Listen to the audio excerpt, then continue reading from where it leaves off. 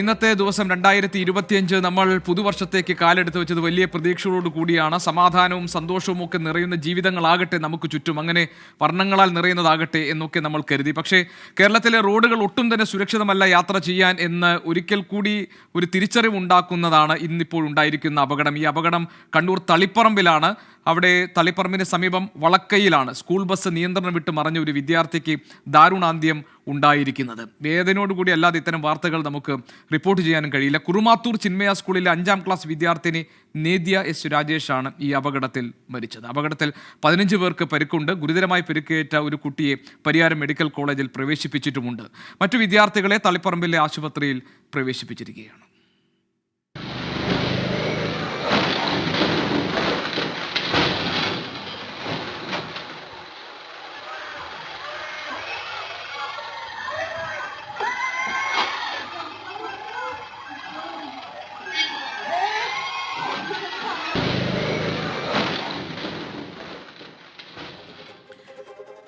അരുൺ പൂപ്പറമ്പ ഞങ്ങളുടെ പ്രതിനിധി ഇപ്പോൾ നമ്മളോടൊപ്പം ചേരുന്നുണ്ട്. അരുൺ, ഇതിൽ ഒരു കുട്ടിയുടെ മരണം സംഭവിച്ചിട്ടുണ്ട്. മറ്റു വിദ്യാർത്ഥികളൊക്കെ തന്നെ ആശുപത്രിയിൽ ചികിത്സയിലാണല്ലോ. അതിലൊരു വിദ്യാർത്ഥിയുടെ നില ഗുരുതരമാണ് എന്ന് നേരത്തെ അരുൺ റിപ്പോർട്ട് ചെയ്തിരുന്നു. എന്താണ് ഈ ആശുപത്രിയിൽ ചികിത്സയിൽ കഴിയുന്ന കുട്ടികളുടെ ആരോഗ്യ നില സംബന്ധിച്ചിട്ടുള്ള പുതിയ വിവരങ്ങൾ? ഗോപീഷിന് നിലവിൽ നമുക്ക് ആശുപത്രിയിൽ നിന്ന് ലഭിക്കുന്ന വിവരമനുസരിച്ച് ഒരു കുട്ടിയുടെ നിലയാണ് ഇപ്പോൾ ഗുരുതരമായി തുടരുന്നത്. ആ കുട്ടിയെ നിലവിൽ ഇപ്പോൾ തളിപ്പറമ്പ് സഹകരണ ആശുപത്രിയിൽ നിന്നും പരിയാരം ഗവൺമെൻറ് മെഡിക്കൽ കോളേജിലേക്ക് വിദഗ്ധ ചികിത്സയ്ക്ക് വേണ്ടി മാറ്റിയിട്ടുണ്ട്. ഞാനിപ്പോൾ നിൽക്കുന്നത് തളിപ്പറമ്പ് സഹകരണ ആശുപത്രിയിലാണ്. ഇവിടെ നിലവിൽ ചികിത്സയിലുള്ള 10 കുട്ടികളുടെയും ആരോഗ്യനില തൃപ്തികരമാണ്. അവർ അപകടനില തരണം ചെയ്തിട്ടുണ്ട് എന്നതാണ് നമുക്ക് ഇവിടുത്തെ ആശുപത്രി അധികൃതരിൽ നിന്ന് ലഭിക്കുന്ന വിവരം. നിലവിൽ സ്ഥലം MLA ആയിട്ടുള്ള MV ഗോവിന്ദൻ, ജില്ലാ പഞ്ചായത്ത് പ്രസിഡന്റ്, ചെങ്ങളായി പഞ്ചായത്ത് പ്രസിഡന്റ് ഉൾപ്പെടെയുള്ളവർ ഇവിടെ എത്തിയിരുന്നു. അവർ കാര്യങ്ങളൊക്കെ വിലയിരുത്തിയിരുന്നു. ഈ ചികിത്സയിലുള്ള കുട്ടികൾക്ക് അവർക്ക് എല്ലാ സൗകര്യങ്ങളും ഒരുക്കിയിട്ടുണ്ട് എന്നതാണ് മാക്സിമം, അതായത് പരമാവധി എല്ലാ ചികിത്സാ സംവിധാനങ്ങളും അവർക്ക് വേണ്ടി ഒരുക്കിയിട്ടുണ്ട് എന്നതാണ് ഇപ്പോൾ ജനപ്രതിനിധികൾ ഉൾപ്പെടെ വ്യക്തമാക്കിയിട്ടുള്ളത്. ഈ അപകടത്തിൻ്റെ കാരണത്തെ സംബന്ധിച്ച് ഇപ്പോൾ ഈ ഡ്രൈവർ പറയുന്നത് ഈ ബ്രേക്ക് നഷ്ടപ്പെട്ടതിനെ തുടർന്നാണ് നിയന്ത്രണം വിട്ട് ഈ ബസ് മറിഞ്ഞത് എന്നതാണ്. ഈ ഡ്രൈവർ ഇപ്പോൾ ഈ പോലീസിനോടും അതോടൊപ്പം തന്നെ ജനപ്രതിനിധികൾ ഉൾപ്പെടെ കാര്യങ്ങൾ ചോദിച്ച ഘട്ടത്തിലും പറഞ്ഞിട്ടുള്ളത്. അങ്ങനെ അമിത വേഗതയിലായിരുന്നില്ല എന്ന ഒരു കാര്യമാണ് ഡ്രൈവർ പറഞ്ഞിട്ടുള്ളത്. ഡ്രൈവറും നിലവിൽ ഈ ആശുപത്രിയിൽ ഇപ്പോൾ ചികിത്സയിലുണ്ട്. ഡ്രൈവറുടെയും ആയുടെയും ആരോഗ്യനില തൃപ്തികരമാണ്. ഈ അപകട വിവരം അറിഞ്ഞ് നിരവധി പേർ, നാട്ടുകാർ ഉൾപ്പെടെ രക്ഷിതാക്കൾ ഉൾപ്പെടെ വളരെ ആശങ്കയോടെ ഈ ആശുപത്രിയിലേക്ക് എത്തിയിരുന്നു. അതിൽ ഒരു കുട്ടിയുടെ ജീവൻ രക്ഷിക്കാൻ ആയില്ല. ആ കുട്ടിക്ക് തലക്ക് ഗുരുതരമായി പരിക്കേറ്റിരുന്നു. ആ കുട്ടിയെ ഇവിടെ നിന്നും പരിയാരം മെഡിക്കൽ കോളേജിലേക്ക് മാറ്റുന്നതിനിടെയാണ് മരണം സംഭവിച്ചിട്ടുള്ളത്. മറ്റു കുട്ടികൾ ഇപ്പോൾ അപകടനില തരണം ചെയ്തിട്ടുണ്ട് എന്നത് ഏറെ ആശ്വാസകരമാണ്. ഇനി എന്തായാലും കൂടുതൽ അന്വേഷണം, പരിശോധന ഉൾപ്പെടെ ഇതിൽ ആവശ്യമാണ്. ഇപ്പോൾ ഈ ഡ്രൈവർ പറയുന്ന കാര്യം മാത്രമാണ് ഇപ്പോൾ ഈ പ്രാഥമികമായി ലഭിക്കുന്നത്. ഇനി ഈ ബസ്സിൻ്റെ കാലപ്പഴക്കം ചെന്ന ബസ്സാണ് എന്ന കാര്യം ചില രക്ഷിതാക്കൾ നമ്മോട് സംസാരിക്കുന്ന ഘട്ടത്തിൽ പറഞ്ഞിരുന്നു. അങ്ങനെ സ്ഥിരമായി അമിത വേഗതയിൽ പോകുന്ന ബസ്സല്ല, പക്ഷേ ഈ ബസ്സിന് അല്പം കാലപ്പഴക്കമുണ്ട്. ഈ കാലപ്പഴക്കം എന്തെങ്കിലും, ഇതിൻ്റെ ഫിറ്റ്നസ് എന്തെങ്കിലും ഈ അപകടത്തിന് കാരണമായിട്ടുണ്ടോ എന്ന കാര്യം അതാണ് ദൃക്സാക്ഷികൾ തന്നെ പറഞ്ഞത്. സ്കൂൾ ബസ് അമിത വേഗതയിലായിരുന്നില്ല. അപ്പോൾ പിന്നെ ഈ ബ്രേക്ക് കിട്ടിയില്ല, ബ്രേക്ക് നഷ്ടപ്പെട്ടിട്ടുണ്ട് എന്നതാണ് അപകടത്തിനൊരു കാരണമായി പ്രാഥമികമായി അവിടുത്തെ ദൃക്സാക്ഷികൾ, നാട്ടുകാർ പറഞ്ഞത്. അങ്ങനെയാണെങ്കിൽ സ്വാഭാവികമായും കാലപ്പഴക്കം ചെന്ന ബസ് കൃത്യമായിട്ടുള്ള സർവീസ് നടത്തിയിട്ടുണ്ടാവില്ല, അറ്റകുറ്റപ്പണികൾ നടത്തിയിട്ടുണ്ടാകില്ല. അങ്ങനെ റോഡിലിറങ്ങി, അതാണ് ഈ അപകടത്തിനൊരു കാരണം എന്ന് നമ്മൾ പ്രാഥമികമായി മനസ്സിലാക്കേണ്ടി വരും, അല്ലേ അരുൺ? ഞാനിപ്പോൾ നിൽക്കുന്ന തളിപ്പറമ്പ് സഹകരണ ആശുപത്രിയിലും തളിപ്പറമ്പിലെ തന്നെ തൊട്ട് സമീപമുള്ള താലൂക്ക് ആശുപത്രിയിലുമാണ് ഈ പരിക്കേറ്റ കുട്ടികളെ പ്രവേശിപ്പിച്ചിട്ടുള്ളത്. നാട്ടുകാർ ഈ അപകടം നടന്ന ഉടൻ തന്നെ നാട്ടുകാരുടെ സമയോചിതമായ ഇടപെടൽ ഉണ്ടായിട്ടുണ്ട്. നാട്ടുകാരാണ് ആദ്യ രക്ഷാപ്രവർത്തനം നടത്തിയത്. കുട്ടികളെ വളരെ വേഗത്തിൽ തന്നെ ഈ ബസ്സിൽ നിന്ന് പുറത്തിറക്കി ഈ സമീപമുള്ള തളിപ്പറമ്പ് സഹകരണ ആശുപത്രിയിലേക്ക് വളരെ വേഗത്തിലെത്തിക്കാൻ സാധിച്ചത് ഈ അപകടത്തിൻ്റെ വ്യാപ്തി കുറക്കാൻ കാരണമായി എന്ന കാര്യം ഇവർ പറയുന്നുണ്ട്.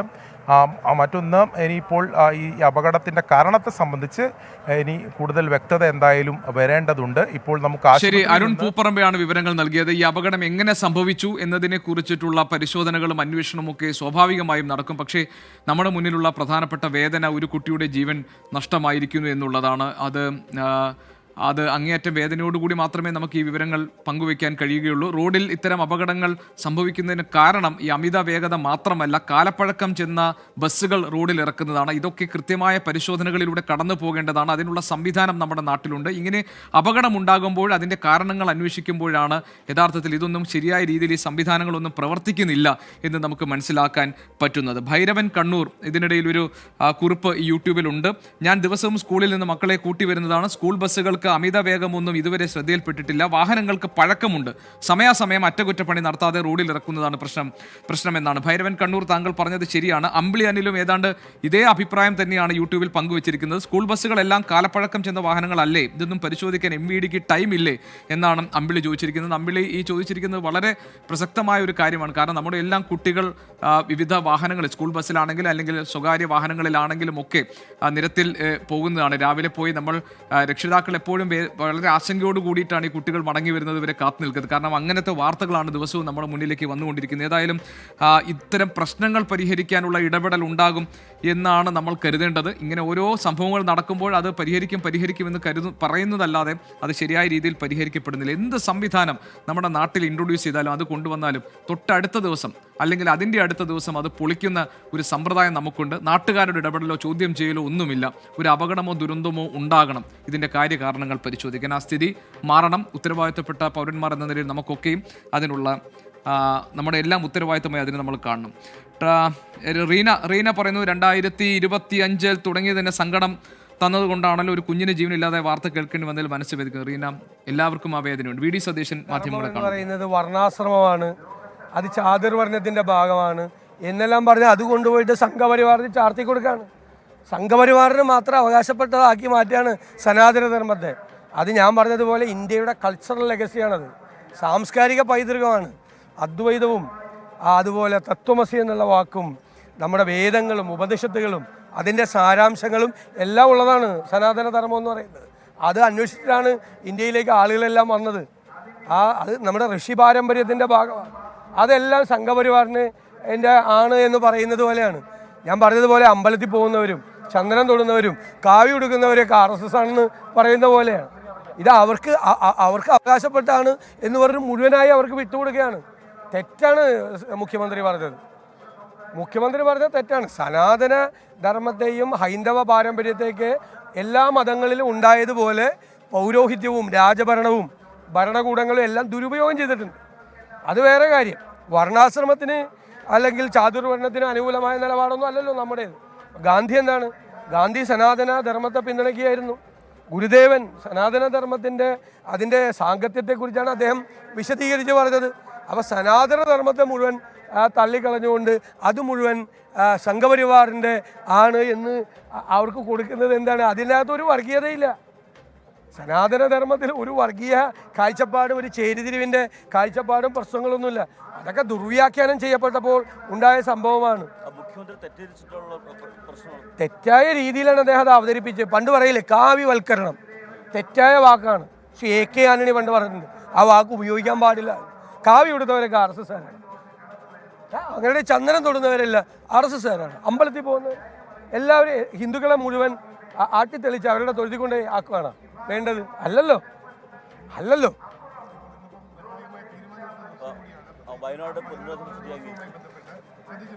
ഞങ്ങൾ ആ യോഗത്തിൽ പങ്കെടുത്ത ആളാണ്. ഞങ്ങൾ പൂർണ്ണമായി അതുമായിട്ട് സഹകരിക്കുമെന്ന് പറഞ്ഞിട്ടുണ്ട്.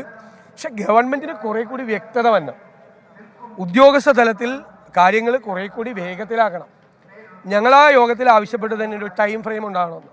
ഇനി അങ്ങനെ നീട്ടിക്കൊണ്ടുപോകാൻ പറ്റത്തില്ല. ഒരു സമയത്തിൻ്റെ ഇത് വേണം. ആ സമയക്രമത്തിൽ നേരത്തെ പ്രഖ്യാപിച്ച ആ സമയത്ത് അത് തീർക്കണം. രണ്ടാമത്തെ പ്രശ്നം, വീട് വെച്ച് കൊടുത്താൽ മാത്രം തീരുന്ന പ്രശ്നമല്ല അവിടെ. പ്രതിപക്ഷം മുന്നോട്ട് വെച്ചൊരു ആവശ്യം മൈക്രോ ലെവൽ ഫാമിലി പാക്കേജാണ്.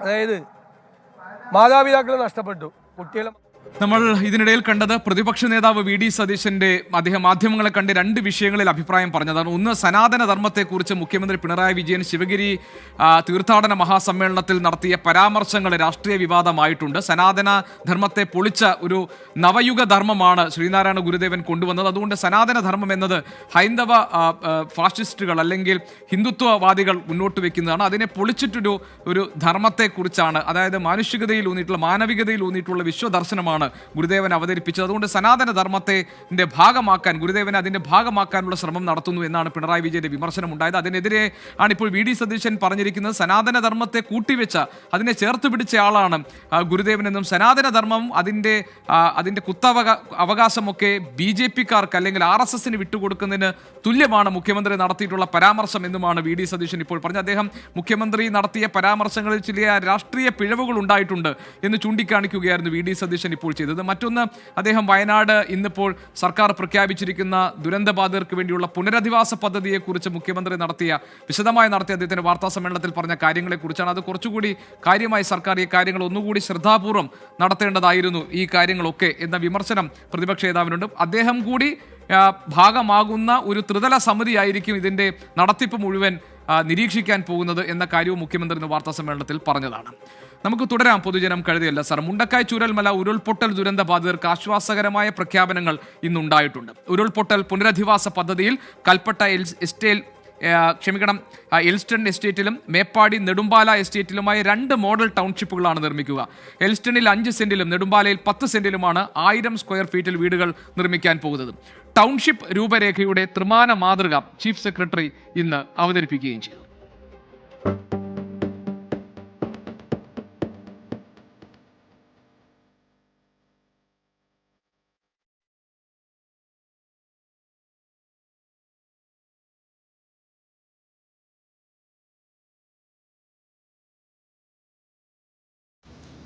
കണ്ടെത്തിയ ഭൂമിയിൽ പുനരധിവാസത്തിനും നിർമ്മാണത്തിനും അനുയോജ്യമല്ലാത്ത ഭാഗം ഒഴിവാക്കിയതിനു ശേഷം എൽസ്റ്റോൺ എസ്റ്റേറ്റിൽ 58.5 ഹെക്ടറും നെടുമ്പാല എസ്റ്റേറ്റിൽ 48.96 ഹെക്ടറുമാണ് ഏറ്റെടുക്കുക. ഏറ്റെടുക്കാത്ത ഭൂമിയിൽ പ്ലാന്റേഷൻ മുന്നോട്ട് കൊണ്ടുപോകാൻ അനുമതി നൽകും. എൽസ്റ്റോൺ എസ്റ്റേറ്റിലെ ടൗൺഷിപ്പ് കൽപ്പറ്റ മുനിസിപ്പാലിറ്റിയിലും നെടുമ്പാല എസ്റ്റേറ്റിലെ ടൗൺഷിപ്പ് മേപ്പാടി പഞ്ചായത്തിലുമാണ് വരുന്നത്. ഭൂമിയുടെ വിലയിൽ വരുന്ന വ്യത്യാസം കണക്കിലെടുത്ത് എൽസ്റ്റോൺ എസ്റ്റേറ്റിൽ ഒരു കുടുംബത്തിന് 5 സെന്റും നെടുമ്പാലയിൽ 10 സെന്റുമായിരിക്കും നൽകുക. ടൗൺഷിപ്പുകളിൽ വീടുകൾക്ക് പുറമെ വിനോദത്തിനുള്ള സൗകര്യങ്ങൾ, മാർക്കറ്റ്, ആരോഗ്യകേന്ദ്രം, വിദ്യാലയം, അംഗൻവാടി, കളിസ്ഥലം, വൈദ്യുതി, കുടിവെള്ളം, ശുചിത്വ സംവിധാനങ്ങൾ ഇവയെല്ലാം സജ്ജമാക്കും. അപ്പോൾ എൽസ്റ്റോൺ എസ്റ്റേറ്റിൽ അനുവദിക്കുന്ന ഭൂമി 5 സെന്റിൻ്റെതായിരിക്കും. നെടുമ്പാലയിലാകട്ടെ അത് 10 സെന്റ് ഭൂമിയായിരിക്കും. അത് ഭൂമിയുടെ വില അനുസരിച്ചിട്ടാണ് ആ കാര്യങ്ങൾ തീരുമാനിച്ചിരിക്കുന്നത്. പക്ഷേ ഇതിലൊരു പ്രശ്നം, അതിന് നിശ്ചയിക്കുന്ന ആർക്കാണ് എൽസ്റ്റണിൽ ഭൂമി നൽകാൻ പോകുന്നത്, ആർക്കാണ് നെടുമ്പാലയിൽ ഭൂമി നൽകാൻ പോകുന്നത് എന്ന കാര്യത്തിലെ മാനദണ്ഡങ്ങൾ കൃത്യമായി നിശ്ചയിക്കപ്പെട്ടിട്ടുണ്ടോ എന്നതൊക്കെ ഒരുപക്ഷെ ഒരു തർക്കമായി ഉയർന്നു വരാൻ സാധ്യതയുണ്ട്. 1000 സ്ക്വയർ ഫീറ്റിന്റെ വീടാണ് നിർമ്മിച്ചു നൽകാൻ പോകുന്നത്. ഇനി ടൗൺഷിപ്പിന് പുറത്താണ് വീട് വേണ്ടത് എന്നുണ്ടെങ്കിൽ അവർക്ക് 15 ലക്ഷം രൂപ നൽകാനുള്ള തീരുമാനം കൂടി സർക്കാരിന്റെ ഭാഗമായി ഇന്ന് പ്രഖ്യാപിച്ചിട്ടുണ്ട്. ഏതായാലും സമഗ്രവും സമ്പൂർണ്ണവുമായ ഒരു പുനരധിവാസ പദ്ധതി എന്ന മുഖവുരയോടുകൂടിയാണ് മുഖ്യമന്ത്രി ഇന്ന് ഈ കാര്യങ്ങളൊക്കെ സവിസ്തരം വാർത്താ സമ്മേളനത്തിൽ വിശദീകരിച്ചിട്ടുള്ളത്. പക്ഷേ എത്ര വീടുകളാണ് നിർമ്മിച്ച് നൽകാൻ പോകുന്നത് ഈ കാര്യത്തിൽ ഇപ്പോൾ പറയാൻ കഴിയില്ല എന്നാണ് മുഖ്യമന്ത്രി ഇന്ന് വാർത്താ സമ്മേളനത്തിൽ വ്യക്തമാക്കിയത്. വീടുകളുടെ എണ്ണം അത് പിന്നീടായിരിക്കും സർക്കാർ നിശ്ചയിക്കുക. പുനരധിവാസം പക്ഷേ വേഗത്തിൽ പൂർത്തിയാക്കും, അതായത് സമയബന്ധിതമായി പൂർത്തിയാക്കും എന്നാണ് മുഖ്യമന്ത്രി ഇന്ന് വാർത്താ സമ്മേളനത്തിൽ വയനാട്ടിലെ ദുരന്ത ബാധിതർക്ക്, ചൂരൽമല മുണ്ടക്കൈ ദുരന്ത ബാധിതർക്ക് നൽകിയിരിക്കുന്ന ഉറപ്പ്. സുർജിത്ത് അയ്യപ്പത്ത് ഞങ്ങളുടെ പ്രതിനിധി നമ്മളോടൊപ്പം ചേരുന്നുണ്ട് വയനാട്ടിൽ നിന്ന്. സുർജിത്ത്, ഇത് സമ്പൂർണവും സമഗ്രവുമായ ഒരു പുനരധിവാസ പദ്ധതി എന്നൊരു മുഖവുരിയോടുകൂടിയാണ് മുഖ്യമന്ത്രി ഇന്നിപ്പോൾ അതിന്റെ ത്രിമാന മാതൃകകളൊക്കെ കാണിച്ചുകൊണ്ട് ഈ പദ്ധതിയെക്കുറിച്ച് കാര്യങ്ങൾ വിശദീകരിച്ചിരിക്കുന്നത്.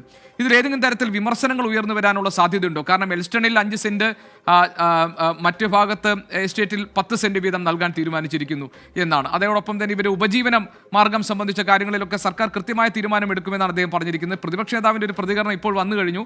കുറച്ചുകൂടി ഹോംവർക്ക് ചെയ്യേണ്ടതുണ്ടായിരുന്നു എന്ന ഒരു വിമർശന സ്വഭാവം അദ്ദേഹത്തിന്റെ പ്രതികരണത്തിലുണ്ടായിരുന്നു. എന്തെങ്കിലും വിമർശനങ്ങൾ ഉയർന്നു വരാൻ സാധ്യതയുണ്ടോ? വയനാട്ടിലെ ചൂരൽമല മുണ്ടക്കൈ ദുരന്ത ബാധിതർ അവിടുത്തെ ആക്ഷൻ കൗൺസിലൊക്കെ എങ്ങനെയാണ് മുഖ്യമന്ത്രിയുടെ ഇന്നത്തെ പ്രഖ്യാപനത്തെ സ്വീകരിക്കുന്നത്?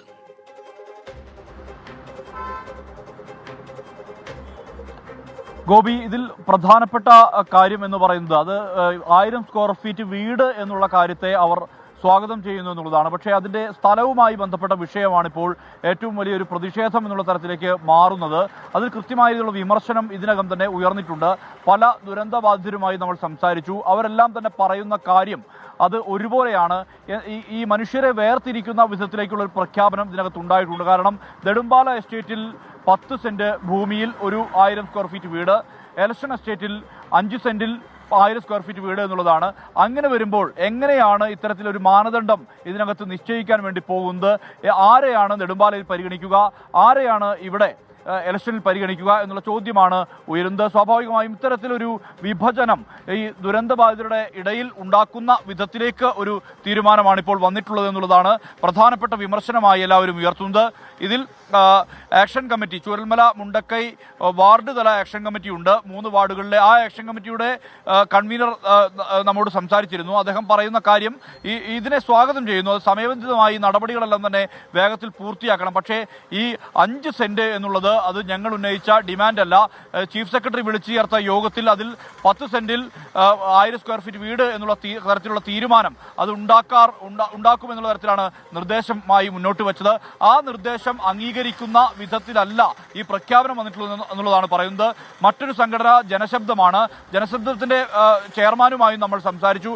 അദ്ദേഹം പറയുന്നത് ഇങ്ങനെയാണെങ്കിൽ സ്വാഭാവികമായും സമരത്തിലേക്ക് നീങ്ങേണ്ടി വരും. അത്തരത്തിലുള്ള അതായത് സുർജിത്ത് ഈ പറഞ്ഞതിന്റെ ഒരു രത്ന ചുരുക്കം, ഈ സമ്പൂർണ്ണമെന്നും സമഗ്രമെന്നും പറഞ്ഞ് സർക്കാർ അവതരിപ്പിച്ചിരിക്കുന്ന ഈ പുനരധിവാസ പദ്ധതിയെ പൂർണ്ണമായി ഉൾക്കൊള്ളാനോ സ്വീകരിക്കാനോ അവിടുത്തെ ആക്ഷൻ കൗൺസിലുകൾ തയ്യാറാകുന്നില്ല എന്നതാണ്. 10 സെന്റ് സ്ഥലം എന്നത് ഒരു അടിസ്ഥാന ആവശ്യമായി ചിലപ്പോൾ അവർ മുന്നോട്ട് വയ്ക്കാൻ സാധ്യതയുണ്ട്.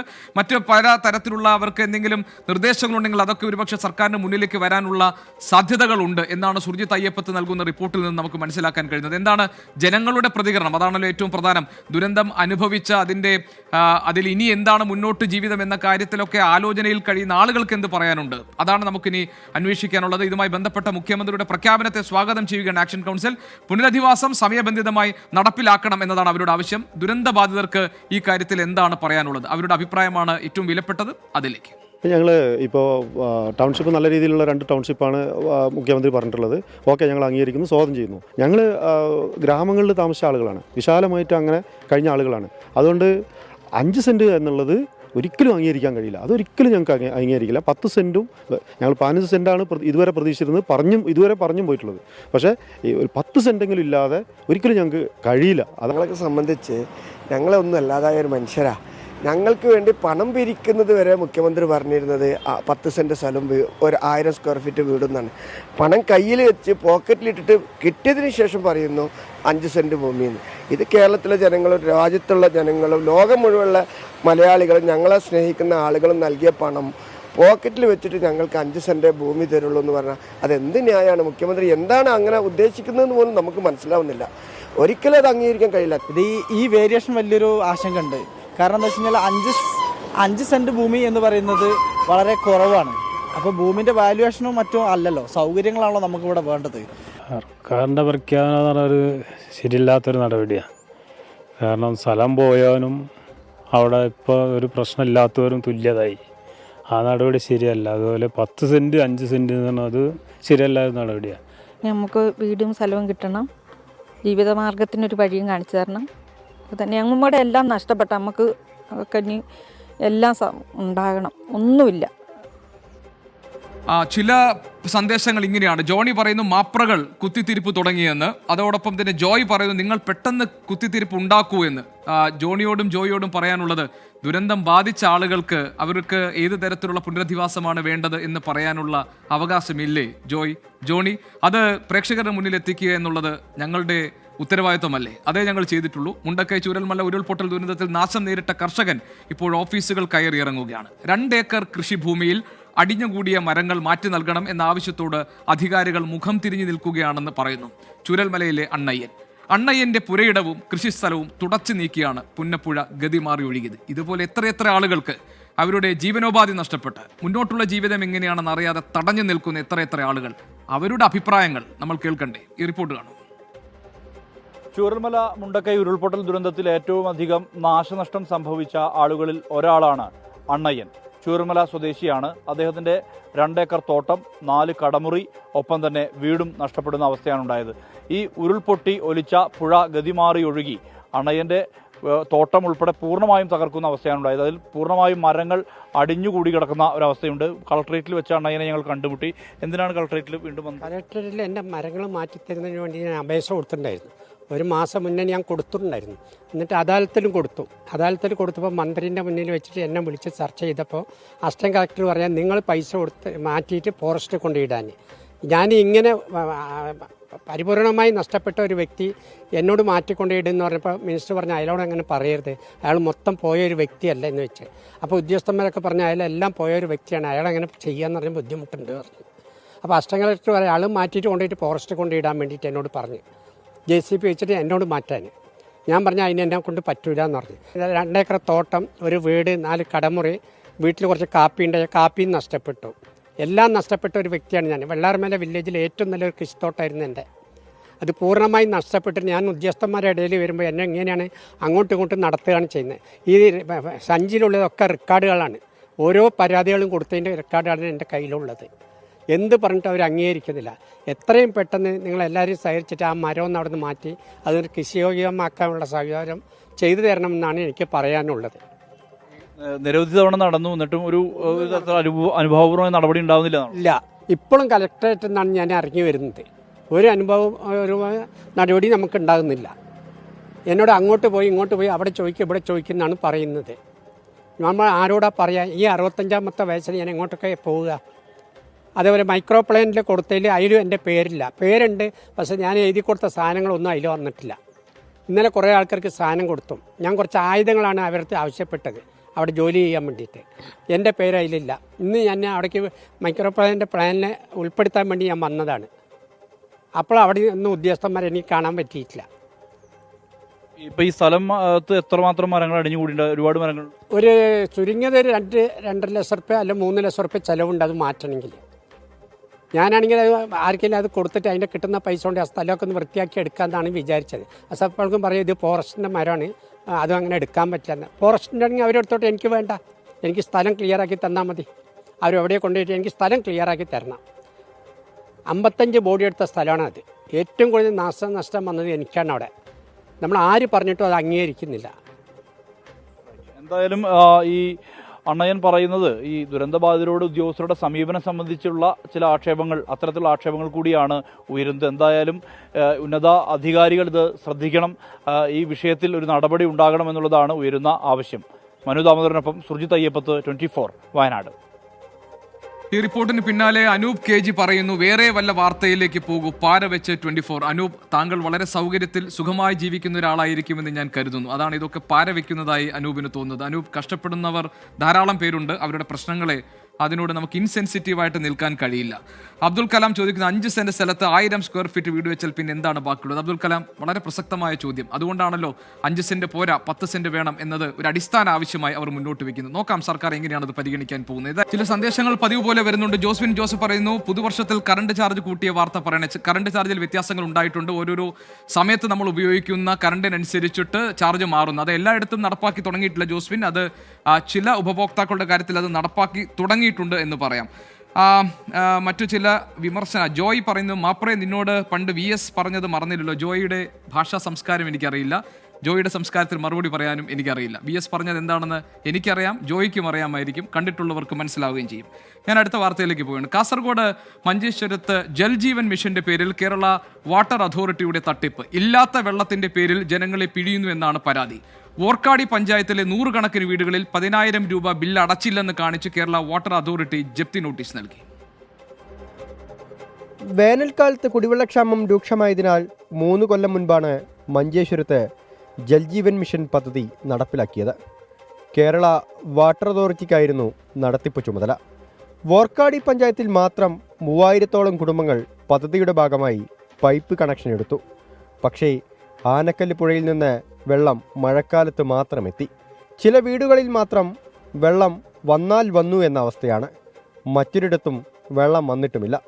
എന്നാൽ കാര്യങ്ങൾ ഇത്രയൊക്കെയാണെങ്കിലും ബില്ലിന് ഒരു കുറവുമില്ല. ഒരു തുള്ളി വെള്ളം പോലും ഉപയോഗിക്കാത്ത നൂറുകണക്കിന് കുടുംബങ്ങൾക്കാണ് ഇപ്പോൾ ജപ്തി നോട്ടീസ് ഇവിടെ വന്നിരിക്കുന്നത്. അവർ ജനവാസമില്ലാത്ത അവർ ആ വീട്ടിലേക്ക് ഇവർ പൈപ്പ് ലൈൻ വേണ്ട പറയുമ്പോൾ ഇവർക്കൊരു ടാർഗറ്റ് ഉണ്ടാവും. ആ ടാർഗറ്റ് റീച്ചാക്കാൻ വേണ്ടിയിട്ടാണ് ഇവർ പൈപ്പ് ലൈൻ ഇട്ട് ഇവർ പോയ ശേഷം ഇപ്പോൾ 17,000 രൂപയാണ് യമുനക്കർക്ക് ജപ്തി നോട്ടീസ് വന്നിരിക്കുന്നത്. വോർക്കാടി പഞ്ചായത്തിലെ നൂറുകണക്കിന് കുടുംബങ്ങൾക്കാണ് ബില്ലടച്ചില്ലെങ്കിൽ വീടും സ്ഥലവും ജപ്തി ചെയ്യുമെന്നറിയിച്ച് കേരള വാട്ടർ അതോറിറ്റി നോട്ടീസ് അയച്ചിരിക്കുന്നത്. 8,000 രൂപ മുതൽ 1 ലക്ഷം രൂപ വരെയൊക്കെ ബില്ല് ലഭിച്ചവരുണ്ട്.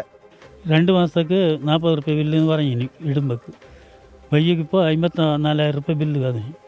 അതിലൊരു 5 ബില്ല് ഞാൻ ഫസ്റ്റിന് അടക്കിനി. അതിന് പിന്നെ ഈ 54,000 റുപ്യ ബില്ല് വന്ന പിന്നെ ബില്ലടക്കിയിട്ടില്ല. വെള്ളം എടുത്തങ്ങ് എടുത്തില്ല കെട്ടണം. 2 മാസത്തിലൊരിക്കൽ 140 രൂപ സർവീസ് ചാർജ് ഉണ്ടെന്നും തുകയടയ്ക്കാതെ വന്നതിനാലാണ് ജപ്തി നോട്ടീസ് നൽകിയതെന്നും കേരള വാട്ടർ അതോറിറ്റി അധികൃതർ വിശദീകരിക്കുന്നു.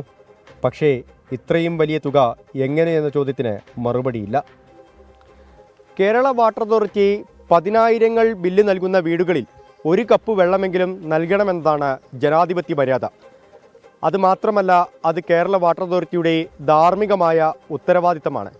പക്ഷേ ഈ ബില്ല് എങ്ങനെയാണ് കണക്കാക്കുന്നതെന്ന കാര്യത്തിൽ ഒരു വ്യക്തതയുമില്ല. ഇക്കാര്യം എന്തായാലും മന്ത്രി റോഷി അഗസ്റ്റിൻ്റെ ശ്രദ്ധയിലേക്ക് സമർപ്പിക്കുകയാണ്. ഒരു അടിയന്തര പരിഹാരം ഈ കാര്യത്തിൽ ഉണ്ടാവണം. വിജയ് ഷണങ്കൂരിനും രജീഷ് കരിവള്ളൂരിനുമൊപ്പം അരുൺ പാറയ്ക്കൽ, 24 കാസർഗോഡ്. പൊതുജനം കഴുതയല്ല സാർ. അരുൺ പാറയ്ക്കൽ റിപ്പോർട്ട് ചെയ്യുന്ന പോലെ തന്നെ ഈ പ്രശ്നം മന്ത്രി റോഷി അഗസ്റ്റിന്റെ ശ്രദ്ധയിലേക്ക് ഞങ്ങൾ കൊണ്ടുവരികയാണ്. ഒരു തുള്ളി വെള്ളം പോലും നൽകാതെ, ഒരു തുള്ളി വെള്ളം പോലും ഉപയോഗിക്കാതെ വലിയ ബില്ല് നൽകുന്ന ആ സംവിധാനം എന്താണ് എന്ന് സാർ വ്യക്തമാക്കണം. അതേപോലെ മന്ത്രി ഈ വിഷയത്തിൽ വേണ്ട നടപടികൾ സ്വീകരിക്കും എന്ന പ്രതീക്ഷയാണ് ഞങ്ങൾക്കുള്ളത്.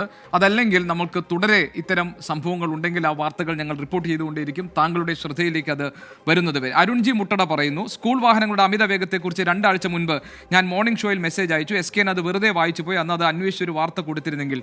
അരുൺ, SKN അത് വെറുതെ വായിച്ചു പോവുകയല്ല. അതിനുശേഷം അദ്ദേഹം സീറോ ആക്സിഡൻറ്റ് എന്ന ഒരു ആശയം മുന്നോട്ട് വയ്ക്കുകയും അതിനു വേണ്ടിയിട്ട് നിരന്തരം അത്തരം ക്യാമ്പയിൻ തുടങ്ങാൻ 24 തീരുമാനിക്കും. അത് ഞങ്ങൾ തുടർച്ചയായി അത്തരം വാർത്തകൾ റിപ്പോർട്ട് ചെയ്യുകയും അതിന് പിന്നാലെയുമുണ്ട്. ഇനി അങ്ങോട്ടും കേരളത്തിൽ റോഡ് അപകടങ്ങൾ 0ത്തിലേക്ക് കൊണ്ടുവരാൻ, ഒരു റോഡ് അപകടം ഇല്ലാത്ത സാഹചര്യത്തിലേക്ക് കൊണ്ടുവരാൻ വേണ്ടി ഏതൊക്കെ തരത്തിൽ ഞങ്ങൾക്ക് ഇടപെടൽ നടത്താമോ ആ ഇടപെടൽ നടത്തും എന്ന് അരുണിന് ഞാൻ ഉറപ്പ് തരുന്നു. നമുക്ക് മറ്റൊരു വാർത്തയിലേക്ക്. ഉമാ തോമസ് MLAക്ക് അപകടം സംഭവിച്ച കലൂരിലെ നൃത്ത പരിപാടിയെക്കുറിച്ച് നമുക്കറിയാം. അതിൻ്റെ സംഘാടകർ പ്രതംഗ വിഷനെ പൂട്ടാനൊരുങ്ങുകയാണ് ഇപ്പോൾ പോലീസ്. പ്രതംഗ വിഷനെതിരെ ഗുരുതരമായ പരാതികൾ ഇതിനോടകം തന്നെ ഉയർന്നു വന്നിട്ടുണ്ട്. നൃത്തസന്ധ്യയുടെ മറവിൽ നടന്ന സാമ്പത്തിക ഇടപാടുകളിൽ പോലീസ് കേസെടുത്തിട്ടുണ്ട്. പക്ഷേ ഈ ആരോപണങ്ങളെ എല്ലാം തള്ളുകയാണ് ഇപ്പോൾ മൃദംഗ വിഷൻ പ്രൊപ്പറേറ്റർ നികോഷ് കുമാർ. കൃത്യമായ പരിശോധനകൾ നടത്താത്തതിനെ തുടർന്ന് കൊച്ചിൻ കോർപ്പറേഷൻ ഹെൽത്ത് ഇൻസ്പെക്ടറെ സസ്പെൻഡ് ചെയ്തു. അപകടത്തിൽ പരിക്കേറ്റ MLA ഉമാ തോമസിന്റെ ആരോഗ്യനിലയിൽ ഈ പുതുവത്സര ദിനത്തിൽ നമുക്കൊരു ആശ്വാസമാണ്. നേരിയ പുരോഗതി ഉണ്ട് എന്നുള്ളതാണ്. ഹാപ്പി ന്യൂ ഇയർ എന്ന് ഇന്ന് ഉമാ തോമസ് പറഞ്ഞു എന്ന വാർത്ത നമ്മൾ സന്തോഷത്തോടു കൂടിയാണ് കേട്ടത്. വളരെ വേഗം ഉമാ തോമസ് സുഖം പ്രാപിച്ച് പൂർണ്ണ ആരോഗ്യത്തിലേക്ക് തിരിച്ചു വരട്ടെ. ഇതിൽ നിന്ന് നമുക്ക് കിട്ടുന്ന അനുഭവപാഠം സുരക്ഷാ പരിശോധന കൃത്യമായി നടക്കണം എന്നുള്ളതാണ്. സ്വകാര്യ പരിപാടികളിലും ഇതുപോലുള്ള ആളുകളാണ് പങ്കെടുക്കുന്നത്. അവിടെ പങ്കെടുത്ത മന്ത്രിയുണ്ട്, MLA ഉണ്ട്, മറ്റാൾക്കാരുണ്ട്. അങ്ങനെയുള്ള ആളുകളൊക്കെ പങ്കെടുക്കുമ്പോൾ അതിനാവശ്യമായ കരുതൽ അവിടെ ഉണ്ടാകേണ്ടതായിട്ടുണ്ട്. അത് നിർബന്ധമായും ഉണ്ടാകണമെന്ന് തന്നെയാണ് സർക്കാർ നടപടികൾ സ്വീകരിക്കുന്നത്. വന്ന വീഴ്ചകൾക്കെതിരെ കർക്കശമായ നടപടി സ്വീകരിച്ചു പോകും. തുറന്ന് ഏതെല്ലാം തരത്തിലുള്ള സുരക്ഷാ ക്രമീകരണങ്ങൾ ഏർപ്പെടുത്തണമെന്നത് സംബന്ധിച്ച് വിശദമായൊരു മാർഗരേഖ തന്നെ പുറപ്പെടുവിക്കുകയും ചെയ്യും. ഒരു കുടിസുമുറിയിൽ ഒരു മേശയും കസേരയുമുള്ളൊരു ഓഫീസ്, അതാണ് മൃദംഗം വിഷൻ. അവർക്കെങ്ങനെയാണ് 12,000 പേരെ ഉൾക്കൊള്ളിച്ച് നടി ദിവ്യ ഉണ്ണിയെ മുൻനിർത്തി ഒരു നൃത്തസന്ധ്യ നടത്താൻ സാധിച്ചത്? ആരാണ് ഈ മൃദംഗം വിഷന് പിന്നിലുള്ളത്? ഈ കാര്യങ്ങൾക്കെല്ലാം ഉത്തരം ലഭിക്കേണ്ടതുണ്ട്. 1200ഓളം നൃത്ത വിദ്യാർത്ഥികളാണ് ഗിന്നസ് റെക്കോർഡ് മോഹിച്ച് കലൂർ സ്റ്റേഡിയത്തിലെത്തിയത്. അവരെയെല്ലാം ഒറ്റയടിക്ക് പറ്റിക്കുകയായിരുന്നു മൃദംഗ വിഷൻ. 3,500 മുതൽ 5,000 രൂപ വരെ ഇവരിൽ നിന്ന് ഈടാക്കിയവർ കുടിവെള്ളം പോലും നൽകിയില്ലെന്ന ആക്ഷേപം. സുരക്ഷാ സംവിധാനങ്ങൾ വളരെ മോശപ്പെട്ട രീതിയിലായിരുന്നു. 4 വയസ്സ് മുതൽ 75 വയസ്സ് വരെയുള്ള സ്ത്രീകളാണ് ഈ പ്രോഗ്രാമിൽ, 12,000 സ്ത്രീകളാണ് ഈ പ്രോഗ്രാമിൽ പങ്കെടുത്തത്. കുട്ടികൾക്ക് കുടിക്കുവാനോ അല്ലെങ്കിൽ പ്രാഥമിക വളരെ ദൂരത്തു നിന്ന് വന്ന ആളുകൾ വരെയാണ്, അന്യ രാജ്യങ്ങളിൽ നിന്ന്, സംസ്ഥാനങ്ങളിൽ നിന്ന് വന്ന ആളുകൾ അവിടെ ഉണ്ടായിരുന്നു. ഇവർക്ക് യാതൊരുവിധ സുരക്ഷാ സംവിധാനങ്ങളോ കാര്യങ്ങളോ ഒന്നും ഉണ്ടായിരുന്നില്ല. ഗവൺമെന്റ് ഈ മൃദംഗനാഥ സംഘാടകർക്കെതിരെ ശക്തമായ ഒരു നടപടി എടുക്കണമെന്നാണ് ഒരു സ്ത്രീ എന്ന നിലയിൽ എനിക്ക് പറയാനുള്ളത്. അതോടൊപ്പം തന്നെ സാമ്പത്തികപരമായിട്ട് ഈ 12,000-ൽ പരം സ്ത്രീകളെ ശരിക്കും ഈ സംഘാടകർ ചൂഷണം ചെയ്യുകയായിരുന്നു സാമ്പത്തികമായിട്ട്. മൃദംഗ വിഷന്റെ സാമ്പത്തിക ഇടപാടുകൾ ദുരൂഹമാണ്. കേസെടുത്ത് വിശദമായ അന്വേഷണത്തിലേക്ക് കൊച്ചി സിറ്റി പോലീസ് കടന്നിട്ടുണ്ട്. സാമ്പത്തിക തട്ടിപ്പ് നടത്തിയെന്ന പരാതിയിൽ പരിപാടി സംഘടിപ്പിച്ച Mridanga vision MD Nikosh Kumar, CEO Shameer Abdul Rahim, Divya ഉണ്ണിയുടെ സുഹൃത്ത് പൂർണിമ, നികോഷ് കുമാറിന്റെ ഭാര്യ എന്നിവരെ പ്രതി ചേർത്താണ് കേസ്. എന്നാൽ ആരോപണങ്ങളെല്ലാം മൃദംഗ വിഷൻ പ്രൊപ്പറേറ്റർ നികോഷ് കുമാർ നിഷേധിച്ചു. നമ്മുടെ ഭാഗത്തു നിന്ന് എല്ലാവിധ അനുമതിയും നമ്മൾ തേടിക്കഴിഞ്ഞിട്ടുണ്ട്. നമ്മൾ കിട്ടിയ സ്റ്റേജ് അതിൻ്റെ കാര്യങ്ങളെല്ലാം പറയേണ്ടത് GCD ആണ്. അങ്ങനെ സ്റ്റേജ് കെട്ടാൻ അവിടെ പെർമിഷൻ ഇല്ലെങ്കിൽ ആ ഭാഗം കൊണ്ട് അവർ പറയണം. അതിൻ്റെ ഉന്നത ഡിപ്പാർട്ട്മെൻറ്റ് ഞങ്ങളോട് പറയണം. GCD പോലത്തെ ഒരു സ്റ്റേഡിയം കിട്ടുക എന്ന് പറഞ്ഞാൽ തന്നെ അതൊരു ഭാഗ്യമാണ്. അത്രയും സേഫ്റ്റിയും സെക്യൂരിറ്റിയും ഇറക്കിയിട്ടാണ് നമ്മൾ അവിടെ കണ്ടസ്റ്റൻസിനെ എത്തിച്ചത്. ഏത് അന്വേഷണ സംഘത്തിന് മുന്നിലും ഹാജരാവാൻ സന്നദ്ധനാണ്. ഈ പരിപാടി സാമ്പത്തിക തട്ടിപ്പാണെങ്കിൽ ഈ പരിപാടി നടത്തേണ്ട കാര്യമുണ്ടോ മാഷേ? സംഭവത്തിൽ കൊച്ചിൻ കോർപ്പറേഷനും നടപടികൾ ആരംഭിച്ചു. മതിയായ പരിശോധനകൾ നടത്തിയില്ലെന്ന കാരണത്താൽ ഹെൽത്ത് ഇൻസ്പെക്ടർ M നീതയെ സസ്പെൻഡ് ചെയ്തു. റവന്യൂ വിഭാഗത്തിന് വീഴ്ചകൾ സംഭവിച്ചിട്ടുണ്ടോ എന്ന് പരിശോധിക്കാൻ നഗരസഭാ സെക്രട്ടറിക്ക് മേയർ നിർദ്ദേശവും നൽകി. ഉമാ തോമസിന് സംഭവിച്ച ഈ അപകടത്തിൽ പോലീസിനും GCDക്കും കൈകഴുകി മാറി നിൽക്കാനാവില്ല. അവരും ചില മറുപടികൾ പറയേണ്ടതുണ്ട്.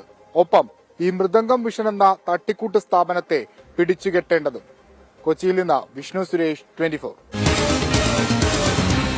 പൊതുജനം കഴുതയല്ല സാർ. എത്ര വിശദീകരിച്ചാലും വെളുപ്പിക്കാൻ ശ്രമിച്ചാലും ഇതിന് പിന്നിൽ നടന്നിട്ടുള്ള ഇടപാടുകൾ സംബന്ധിച്ച കാര്യങ്ങളിൽ പൂർണ്ണമായ വ്യക്തത, സുതാര്യത വരുന്നതുവരെ ഈ കാര്യങ്ങളെല്ലാം പരിശോധിക്കപ്പെടേണ്ടതാണ്. ഒരു അപകടം നടന്നു എന്നത് മാത്രമല്ല, ഇതിന് പിന്നിൽ സാമ്പത്തിക തട്ടിപ്പ് നടന്നിട്ടുണ്ടെങ്കിൽ അതിന് പിന്നിലെ താല്പര്യക്കാർ ആരാണ്, അവരെങ്ങനെയാണ് ഇത് നടത്തിയത് എന്ന കാര്യങ്ങളെല്ലാം ബ്ലാക്ക് ആൻഡ് വൈറ്റിൽ പുറത്തു വരേണ്ടതാണ്. ആ അന്വേഷണം കൃത്യമായി നടക്കും എന്ന് നമുക്ക് പ്രതീക്ഷിക്കാം. പുതുവർഷ ദിനത്തിൽ പിച്ചച്ചട്ടിയും എടുത്ത് സമരം ചെയ്യുകയാണ് PSC ഉദ്യോഗാർത്ഥികൾ. സർക്കാർ സ്കൂളുകളിലെ ഹൈസ്കൂൾ വിഭാഗത്തിൽ ഇംഗ്ലീഷ് അധ്യാപക നിയമനം അത് നടപ്പാക്കാത്ത സർക്കാർ നിലപാടിനെതിരെയാണ് എറണാകുളത്ത് പ്രതിഷേധവുമായി ഉദ്യോഗാർത്ഥികൾ എത്തിയത്. 2021 ഹൈക്കോടതി വിധി നടപ്പാക്കാത്തതിനെ ചോദ്യം ചെയ്ത് സുപ്രീം കോടതിയെ സമീപിക്കാനുള്ള ധനസമാഹരണത്തിനാണ് ഈ ഭിക്ഷാടന സമരം സംഘടിപ്പിക്കപ്പെട്ടത്. പുതുവത്സര ദിനത്തിൽ കൊച്ചിയുടെ ഹൃദയഭാഗമായ വഞ്ചി സ്ക്വയറിൽ പ്രതിഷേധവുമായി എത്തിയിരിക്കുകയാണ് PSC ഉദ്യോഗാർത്ഥികൾ. ഇംഗ്ലീഷ് ഭാഷയിലെ സ്ഥിരം നിയമനമാണ് സർക്കാരിനുമേൽ ഇവർ ഉന്നയിക്കുന്ന വിഷയം.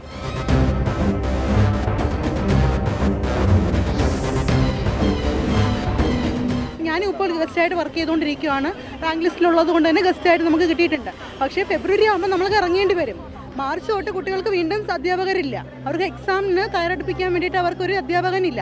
അപ്പോൾ തൽക്കാലം അതെങ്കിലും നടപ്പിലാക്കിയിരുന്നെങ്കിൽ നന്നായിരുന്നു, കുട്ടികളെ മുൻനിർത്തിക്കൊണ്ട്. ഫിസിക്കൽ സയൻസിന് 76 നിയമനവും മലയാളം ഭാഷയ്ക്ക് 42 നിയമനവും മാത്സിന് 46. അതേ സ്ഥാനത്താണ് ഇംഗ്ലീഷിന് കേവലം 10 നിയമനങ്ങൾ നടന്നിരിക്കുന്നത്. അപ്പോൾ നമ്മുടെ ലോകഭാഷയായ ഇംഗ്ലീഷിനോട് സർക്കാർ കാണിക്കുന്ന അവഗണന മനോഭാവം, ഇതിനെതിരെ ശക്തമായി നമ്മൾ പ്രതിഷേധിക്കണം. ഇംഗ്ലീഷ് ഭാഷയെ മറ്റ് ഭാഷകളെ പോലെ പരിഗണിച്ച് പിരീഡ് അടിസ്ഥാനത്തിൽ സ്ഥിരം തസ്തിക സൃഷ്ടിച്ച് നിയമനം നടത്താത്തതിനെതിരെയാണ് പ്രതിഷേധം. ഇംഗ്ലീഷ് ഒരു ഭാഷയല്ലെന്നും അത് ആർക്ക് വേണമെങ്കിലും പഠിപ്പിക്കാമെന്നുള്ള സർക്കാർ നയം 2021 ഹൈക്കോടതി കർശന ഉത്തരവിലൂടെ തിരുത്തിയത്. 2024 മാർച്ചിൽ കോടതിയലക്ഷ്യ കേസിൽ ചീഫ് ജസ്റ്റിസ് 4 ആഴ്ചയ്ക്കുള്ളിൽ എല്ലാ ഹൈസ്കൂളിലും ഇംഗ്ലീഷ് അധ്യാപകരെ നിയമിക്കണമെന്ന കർശന ഉത്തരവും പിന്നാലെ എത്തി. പരീക്ഷ എഴുതി PSC ലിസ്റ്റിൽ ഇടം നേടിയിട്ടും ജോലി ലഭിക്കാതെ നട്ടം തിരിയുകയാണ് ഉദ്യോഗാർത്ഥികൾ. ഫിസിക്സ്, കെമിസ്ട്രി, ബയോളജി, ഹിന്ദി തുടങ്ങിയ വിഷയങ്ങളിലെല്ലാം അധ്യാപകരെ സ്ഥിരമായി നിയമിക്കുന്ന സർക്കാർ ഇംഗ്ലീഷ് വിഷയത്തിൽ അത് കാണിക്കുന്നില്ല എന്ന ആവശ്യമാണ് ഇവർ ഉന്നയിക്കുന്നത്. ഇതുമായി ബന്ധപ്പെട്ട് 2021 ഹൈക്കോടതിയിൽ നിന്നും കൃത്യമായ വിധി വന്നു. ആ വിധി നടപ്പാക്കുന്നതിലും സർക്കാരിന് അലംഭാവം. 2024 ആയിട്ടും ഇതിൽ യാതൊരു നടപടിയില്ലാത്തതിൻ്റെ പേരിലാണ് ഈ വലിയ പ്രതിഷേധം എറണാകുളത്ത് ഇവർ ഉണ്ടായിരിക്കുന്നത്. നിലവിൽ താൽക്കാലിക അടിസ്ഥാനത്തിലാണ് സ്കൂളുകളിൽ അധ്യാപകരെ സർക്കാർ നിയമിക്കുന്നത്. റാങ്ക് ലിസ്റ്റുകളിരിക്കെ താൽക്കാലിക പോസ്റ്റുകൾ സൃഷ്ടിക്കാൻ പാടില്ല എന്ന നിയമത്തിന് വിരുദ്ധമായ നടപടിയാണിതെന്ന് വ്യക്തമാക്കുന്നു. സാമ്പത്തിക പ്രതിസന്ധിയാണ് നിയമനം നടത്തുന്നതിൽ തടസ്സമെന്നാണ് സർക്കാർ വാദം. ഇംഗ്ലീഷ് പഠിപ്പിക്കാൻ ഇംഗ്ലീഷ് അധ്യാപകർ തന്നെ വേണം, ഇംഗ്ലീഷ് അറിയുന്നവർ തന്നെ വേണം എന്നുള്ള കാര്യം നമ്മുടെ സെക്രട്ടേറിയറ്റിലിരിക്കുന്ന ദുരന്തരന്മാർക്ക് ഇതുവരെ മനസ്സിലായിട്ടില്ല. കാലാകാലങ്ങളായിട്ട് ഇത് മറ്റ് വിഷയങ്ങൾ പഠിപ്പിക്കുന്ന ആളുകളാണ്. അത് ഫിസിക്സ്, അത് mathematics, social studies, natural science ഒക്കെ പഠിപ്പിക്കുന്ന അധ്യാപകരാണ് വളരെ കാലമായിട്ട് ഇംഗ്ലീഷ് പഠിപ്പിച്ചുകൊണ്ടിരിക്കുന്നത്. ഞാൻ പഠിക്കുമ്പോഴും അങ്ങനെയായിരുന്നു. അപ്പോൾ ഇംഗ്ലീഷ് പഠിപ്പിക്കാനായിട്ട് ഇംഗ്ലീഷ് അറിയുന്നവർ വേണം, ഇംഗ്ലീഷിൽ പ്രാഗൽഭ്യമുള്ള ആളുകൾ തന്നെ വേണം എന്നൊരു ധാരണ സത്യം പറഞ്ഞാൽ ഇന്നേ ദിവസം വരെ സർക്കാരിനില്ല. ഇത് പുതിയൊരു പരിഷ്കാരമല്ല, ഇത് അടിസ്ഥാനപരമായിട്ട് രാഷ്ട്രീയ വിഷയമാണ്. അതിന് ഭാവനാശാലികളായ ആളുകൾ അല്ലെങ്കിൽ ഇച്ഛാശക്തിയുള്ള ഭരണാധികാരികൾ ആ സ്ഥാനത്ത് വിദ്യാഭ്യാസ വകുപ്പിൽ വന്നാൽ തന്നെ പ്രശ്നം പരിഹരിക്കും. ഇത് വളരെ കാതലായൊരു വിഷയമാണ്. കാരണം വെച്ചാൽ നമ്മുടെ വിദ്യാർത്ഥികൾക്ക് ഇംഗ്ലീഷ് എന്ന് പറഞ്ഞ സാധനം ബാലികേറാമലയായിട്ട് മാറിക്കൊണ്ടിരിക്കുകയാണ്. വിവിധ ജില്ലകളിൽ നിന്നുള്ള 200ഓളം ഉദ്യോഗാർത്ഥികളാണ് കൊച്ചി നഗരത്തിൽ പിച്ചച്ചട്ടിയുമായി പ്രതിഷേധിച്ചത്. ഹൈക്കോടതി നിയമം കാറ്റിൽ പറത്തിയ സർക്കാരിനെതിരെ സുപ്രീം കോടതിയെ സമീപിക്കാനാണ് തീരുമാനം. അതിനായുള്ള ധനസമാഹരണത്തിനാണ് പുതുവത്സര ദിനത്തിലെ ഭിക്ഷാടന സമരം. ഇപ്പം ഹൈലൈറ്റ് എന്താണെന്ന് വെച്ചാൽ ഇപ്പം ഈ 2025 വീണ്ടും HSA ഇംഗ്ലീഷ് നോട്ടിഫിക്കേഷൻ വന്നിരിക്കുകയാണ്. പക്ഷേ ഇതുവരെ ഒരു അപ്പോയിൻമെൻറ്റും എറണാകുളം ജില്ലയിൽ നടന്നിട്ടില്ല.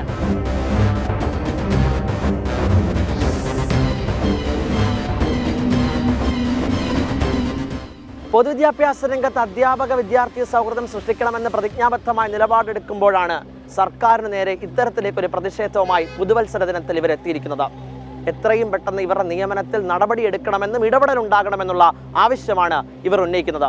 കൊച്ചിയിൽ നിന്നും AS അഭിജിത്തിനൊപ്പം YS അഭിനന്ദ്, 24. പൊതുജനം കഴുതയല്ല സാർ. ഇംഗ്ലീഷ് സുന്ദരമായ ഒരു ഭാഷയാണ്, അത് പഠിപ്പിക്കാൻ ഒരു അധ്യാപകൻ വേണമെന്നത് ന്യായമായ ആവശ്യം. നമുക്ക് നോക്കാം ഇന്നത്തെ സ്വർണ്ണവില. ഇന്നത്തെ സ്വർണ്ണനിരക്ക് സമർപ്പിക്കുന്നത് സ്പർശ ഗോൾഡ് ആൻഡ് ഡയമണ്ട്സ്. ഫിജിറ്റലാകൂ ഇനി സ്പർശയോടൊപ്പം.